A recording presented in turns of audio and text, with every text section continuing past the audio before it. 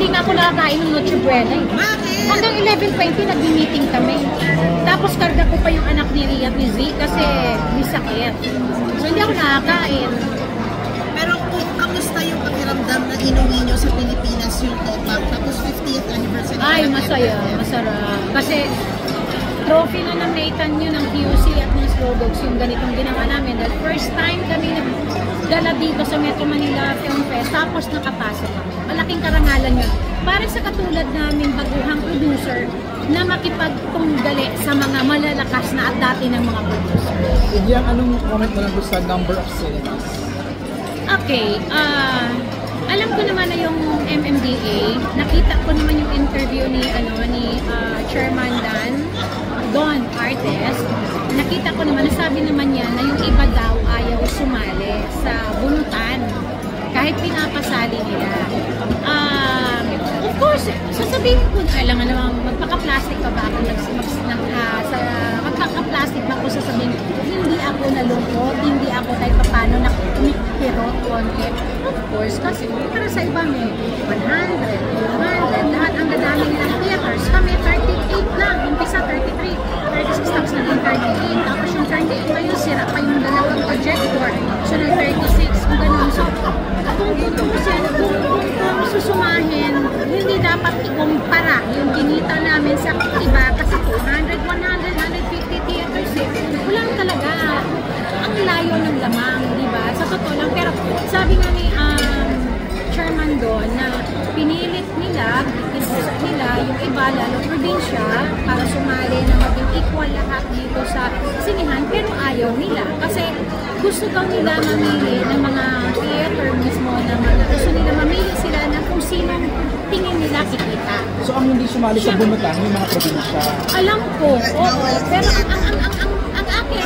ang akin is sana isang araw, dumating isang araw na yung Metro Manila Film Fest magkakapare-pareho lahat kahit sa Mindanao, equal sa lahat ng 10. Para kung meron ng comparison, i-compare man lahat, laban kasi pare-pareho. Pero kung hindi pare-pareho ng theaters, huwag nang ikumpara.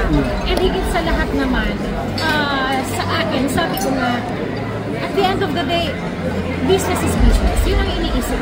Prerogative nila. Sila meron, bahala sila. Alam mo yun, imbis na mag-dwell ako sa sama ng loob, mag-dwell ako dun sa negativity, dun na lang ako sa pagtutok ko kung paano ko ito promote yung pelikula, kung paano ko asikasuhin yung mga artista ko na deserving asikasuhin nila. Dahil ang gagaling nila. So, yun na lang, positive na lang, kasi like, naniniwala pa rin ako dun sa word of mouth. Yeah. Pag magandang material mo, papanoorin, kahit anong mangyari. Okay.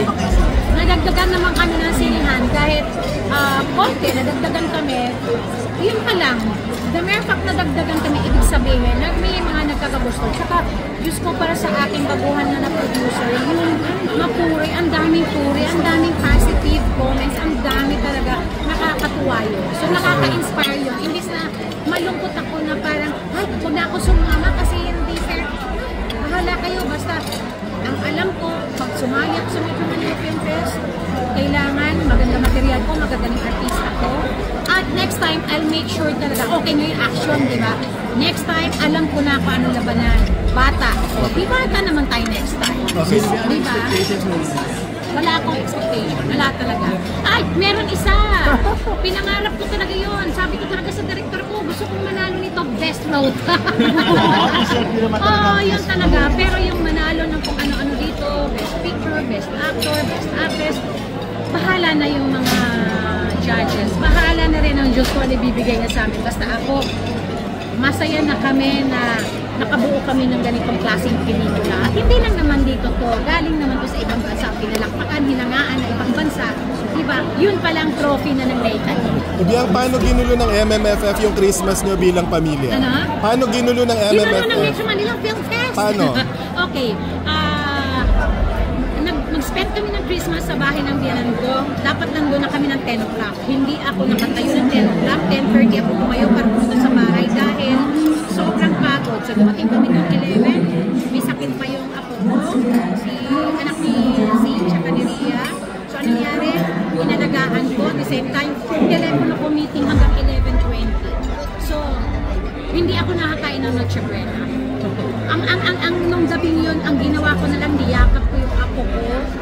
Hinalikan ko at sabi akin na lang yung sakit mo the whole time. Yun palang masaya ko. Kinabukasan, dapat meron kaming get together buong Katayde, party ng 3 p.m. Hindi ko nagawa yun. Wala kami. First time after 34 years. Ngayon lang kami hindi talaga nakasama doon dahil sa Metro Manila Film Fest. Pero masaya, grateful ako. Ibiyang manifestation for 2025. 2025, happiness. Yes of mind. Tama, tulog. More ako. And yes, more ako. Yes. Oo, yun na naman. Positive na lang tayo. Ha? Good luck sa best food. Ay! Ay yun! Pinangarap ko yun! Pinangarap ko talaga yun!